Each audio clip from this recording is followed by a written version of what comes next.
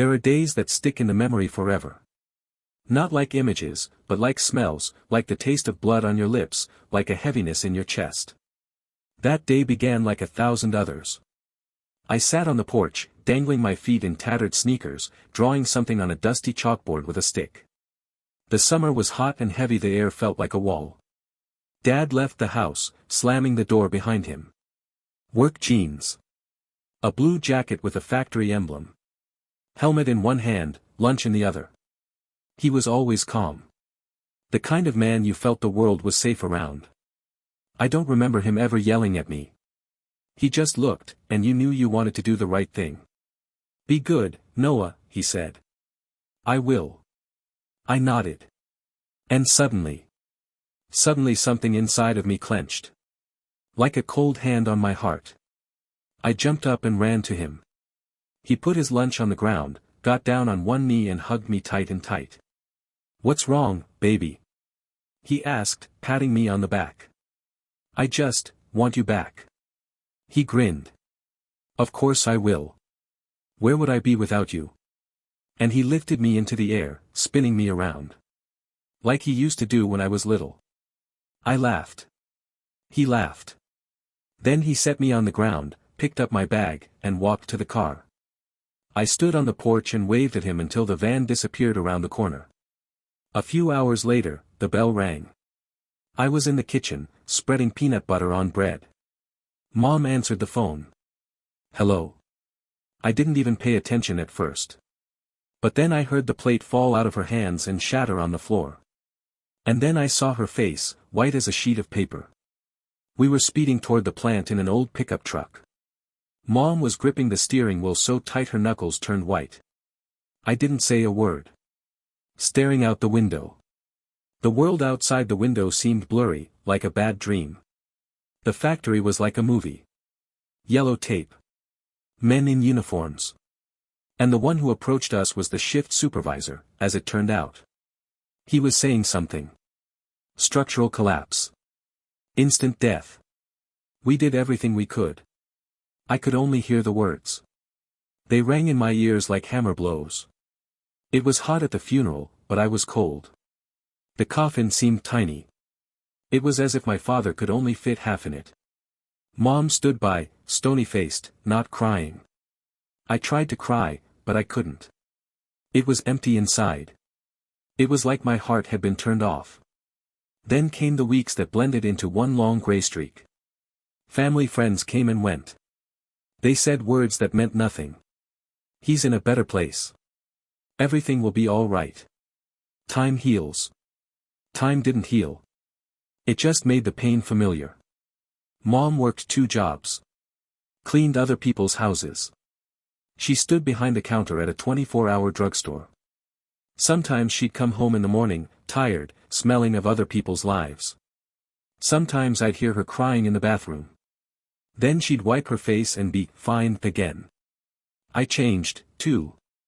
Stopped playing baseball. Stopped laughing. Studying. I worked nights, fixing bikes, moonlighting at a machine shop. Every night I'd sit on the porch and stare into the darkness. Waiting for the headlights to come on. That he'd come back. Tell me it was a mistake. That everything would go back to the way it was. But no one came. A couple of times we got boxes of my dad's stuff. A helmet. A tattered work uniform. Steel boots. And every time, my mom took them in silence. Put them in the closet. Closed the door. And we never spoke of them again. One day I asked her. Mom. Do you believe it was an accident? She was silent for a long time. Then she whispered. What else can we do? She went into the kitchen to make coffee. I accepted it. I accepted the silence. I accepted that sometimes tragedies happen in the factory. That it's nobody's fault. That life sometimes breaks down for no reason. But somewhere in the back of my mind, little Noah, that boy on the porch, still had hope. That there was an answer. That there was truth. And that one day he would know it. That truth came to me many years later. When I was grown up. When the pain became a part of me. When I thought I'd learned to move on. And when it came, it tore me apart. And gave me a purpose that I lived for the next 10 years. Memories are tricky things. Sometimes it feels like you're moving on with your life, like the pain is in the past. But when something strikes the right string, you're back to being the kid who had everything taken away. It was an ordinary evening. Sticky summer air, the smell of oil, rust, and cheap tobacco, the auto shop where I worked part-time after college. We were taking out the trash, and in the next yard, 2 old men from the neighboring shop were drinking beer. I didn't pay attention right away. But then I heard the name. Grayson. And the word, dump. Fatherless boy. And everything in me froze. I knew I shouldn't be eavesdropping. But I stood there like a nail. They spoke quietly, but without fear. Like people who'd been holding that pain in for too long. Everyone knew the girder was holding on by a thread. And the inspection was paid for. It was an accident only on paper. And finally. He knew. The bastard knew. I don't remember driving home. How I got into the apartment. I don't remember turning on the lights. I just remember sitting in the dark. For a long time. A long time. My head was buzzing. I reviewed everything I knew about that day. And I realized that even then, as a child, something had been bugging me. Phrases that were too smooth. The reports were too precise. Everything was closed too quickly. I spent all night on my laptop. Googled everything I could. News stories from that year. Names. Reports. Court documents. Half of it was lost. The other half redacted. But through it all, there was a common thread. All the threads led back to him. Grayson. The director. The man who signed all the documents. The man whose signature was on the bogus reports. I took the next day off. I went to the city archives. I sat there for 9 hours straight. There was one report that literally screamed, forgery. It was stamped over the signature. The photocopy didn't match the original. The expert who supposedly signed it had died 2 months before the date of the report. I left the archive at sunset. I walked down the streets and felt everything inside me change. I'm no longer Noah, the son of a dead laborer. I'm Noah, who's been given a target. Who's been given an enemy. But it was all just a flame of emotion. I realized that to get to the truth, I didn't need a shouting match. I needed a system. A plan. Everything he did was officially covered up. I couldn't just go and yell at him. He was out of reach. But I was going to get him. One step at a time. I started collecting evidence. I bought a notebook. On the first page, I wrote. 10 years. Grayson. It was my promise to myself. Not an outburst. Not an emotional revenge. A plan. I started finding former employees of the plant. Through forums. Through old phone books. Social media. Some didn't want to talk. Some cried. Some screamed. One old man, Jerry, sent me an email. I tried to talk about it. They said, don't talk. Otherwise you'll lose everything. I kept quiet. I'm sorry. I didn't know what to forgive him for. I just knew I wouldn't shut up. At the same time, I took a job with a company associated with the contractors through whom Grayson did business. Discreetly. Small position. Important observations. I was putting the puzzle together. One piece at a time. The dossier grew. Documents. Photographs. Correspondence. Toward the 5th year, I had a notebook as thick as a brick. On the cover, I scribbled. He killed my father. I will kill his career. Psychologists would probably say I was stuck in trauma. That I was living it over and over again. That I needed to let go. But I didn't want to let go. I wanted justice. I wanted someone to look him in the eye and say, you're a murderer. Sometimes I'd wake up in the middle of the night thinking. What if my father had lived? If I had grown up with him? If Mom hadn't aged alone? One day I saw my mom again. I didn't visit much. We sat in the kitchen, silent. She was looking at my hands.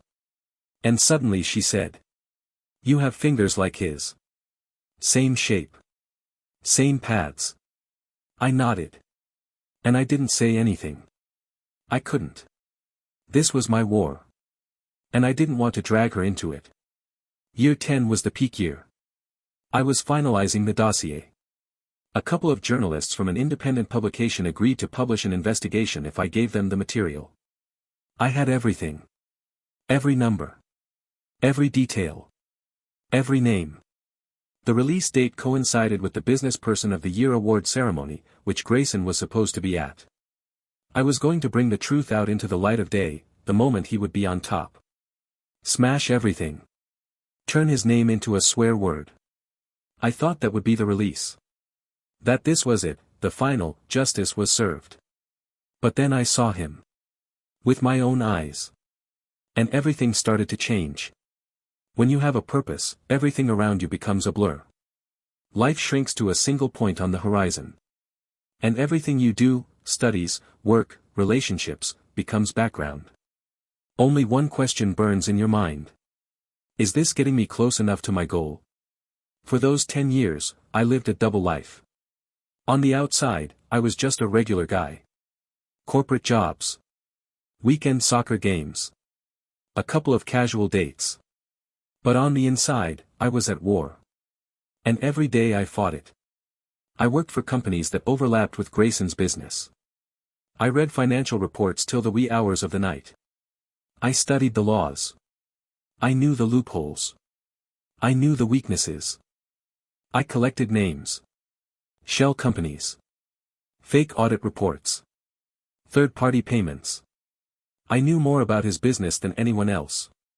Maybe even Grayson himself. Sometimes I was surprised how little effort it took to see the dirt beneath the varnished facade. It was enough just to look where no one else wanted to look. Sometimes I had my doubts. Not about whether I should go all the way. But about who I was becoming. Because I noticed I was learning to deceive.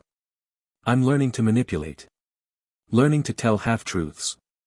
Learning to hide my anger behind a polite smile. And it scared me. I lost some friends. They didn't understand why I became withdrawn. Why I avoided talking. Why I was always, just a little bit out of place. They didn't know that I weighed other people's lives on the scales of justice every day. That I lived in a world where every face was either an ally or an obstacle. Sometimes I'd come home late at night. I'd sit in the kitchen with a mug of black coffee. And I'd open my notebook. It was red. I knew the first page by heart. 10 years old. Grayson. Each checkmark against each fact gave me a strange feeling. Not joy. Not relief. More like a kind of wistful determination. Like I wasn't building revenge. I was building a monument. A monument to my father. A monument to myself. I remember one night particularly clearly. Winter. Cold to the bone. I was sitting in my car in front of the building where the top executives were having their party. And I saw Grayson come out. Laughing.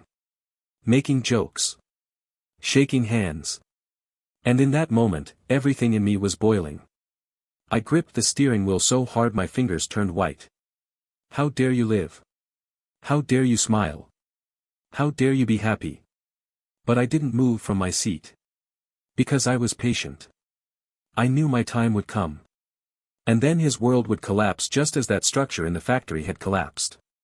No chance of rebuilding. Every year, my file grew thicker and thicker.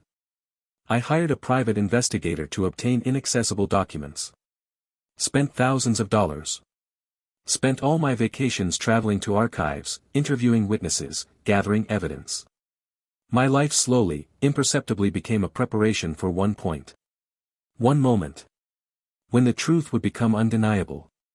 When not even his money, connections, and false smiles would save him. And so, after 10 years, everything was ready. I'd arranged it with the journalists. They got copies of the documents. They checked every line. Every number.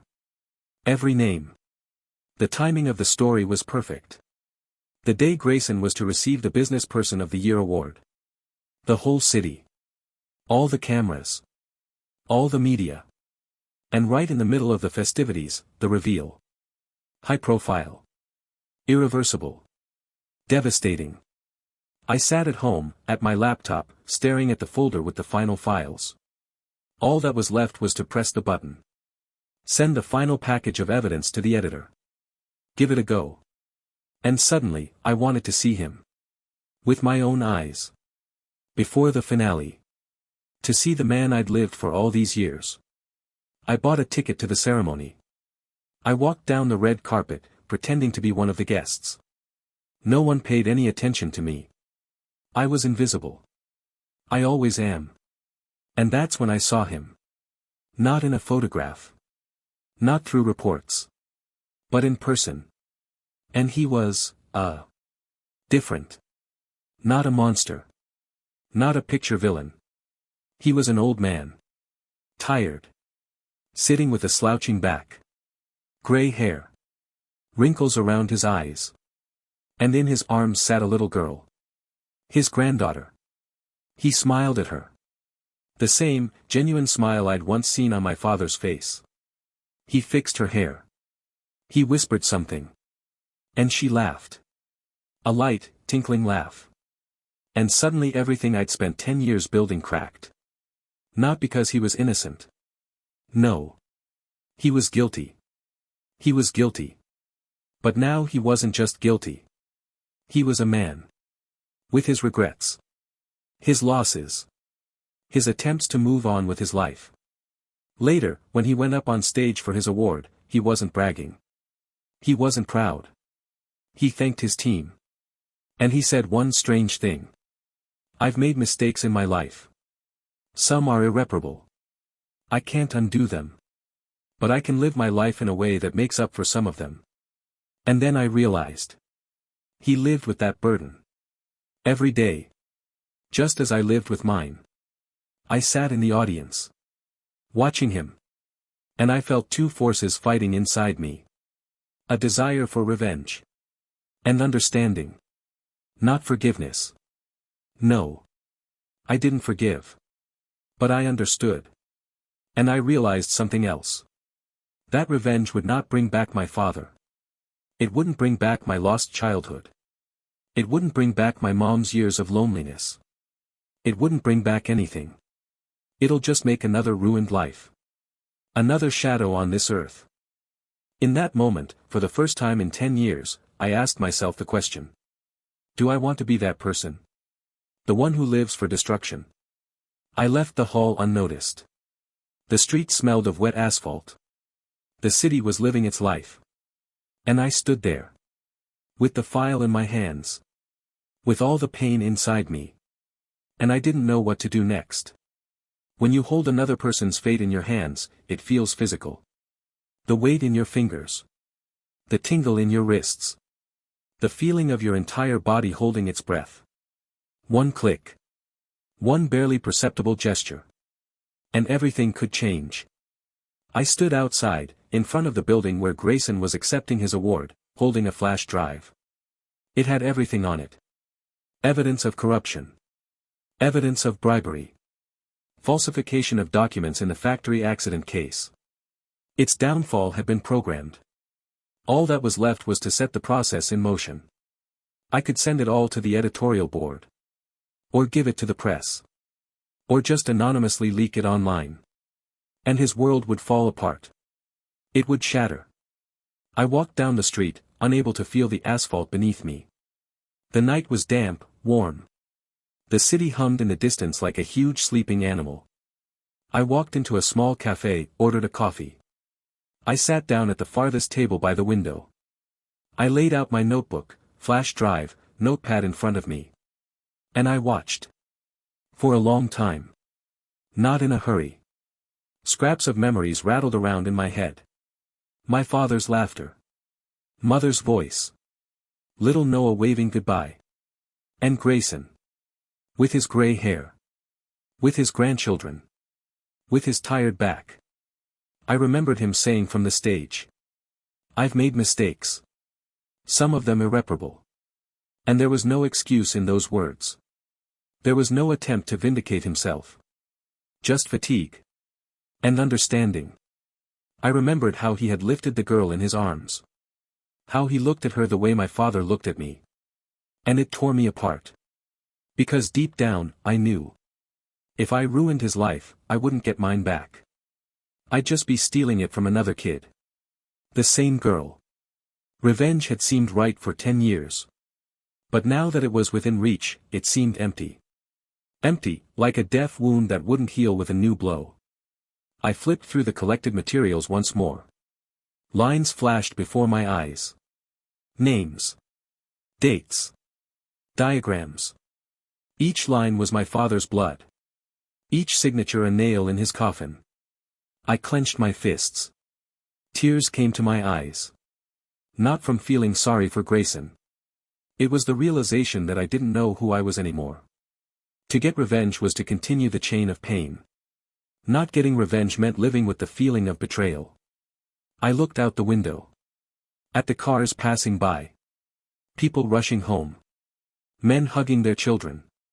And I thought. Who am I? A vigilante? Or a son who wants to move on? I thought about my mother. How she got through it all.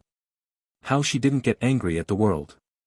How she managed to keep warm even when everything was falling apart. She never said she wanted revenge. She wanted me to be happy. Not destroyed. Not broken. But alive. And I get it. I don't want to be the person I've hated my whole life. I don't want to lie, destroy, hurt others. I don't want to be another Grayson. I slowly took out the flash drive. Put it on the table. I stared at it for a long time. Then I took it, got up and left. Outside, the city was still living its life. I walked, not knowing where I was going. I just walked. Walked a few blocks. I stopped at the waterfront. The wind was coming off the river, cool, damp smelling. I took the flash drive out of my pocket. I held it in my hand. And threw it into the water. A little splash. Circles on the water. And silence. I stood there, watching the circles dissipate, go out. And I felt the weight go away. Not all of it. Not all at once. But it did. I haven't forgiven him. I didn't forget. But I let him go. Because I realized. Revenge won't bring back the past. It won't bring back my father. It won't fix the broken years. It would just destroy me. I came home that night a different person. Not happy. Not healed. But different. A man who chose to live. Not to burn his soul to the ground. A lot changed after that night. But not right away. I didn't wake up a different person. I didn't feel a rush of happiness. There wasn't the epic release they write about in books or show in movies. The pain remained. The emptiness remained. But something inside was different. Quieter. Clearer. The first weeks were the hardest. I still woke up in the middle of the night in a cold sweat. I still found myself mentally plotting my attacks against Grayson. That I was plotting again, calculating my moves again. Revenge was my second skin. And taking it off was more painful than I expected. One day, I found myself standing at my computer. Hands on the keyboard. News site open. Fingers trembling. And I knew I could do it. I could still hit send. Ruin his life. Finish what I'd started. But instead, I shut down the computer. I went to the kitchen. And made tea. I learned to live without that rage. Small steps. To breathe without anger. To listen to the silence. To notice the people around me without asking myself, are you my friend or my enemy? I often thought of my mother. How she survived the loss. How she didn't become callous. How she continued to believe in goodness. And now I realize that the real feat wasn't revenge. It was about surviving with love inside you. Sometimes I'd go back to the factory. It stood empty. Rust was eating away at the beams. Grass was poking through the cracks in the concrete. I walked between the rubble and listened to the wind blowing through the ruins. And in that wind I sometimes heard my father's voice. Quiet.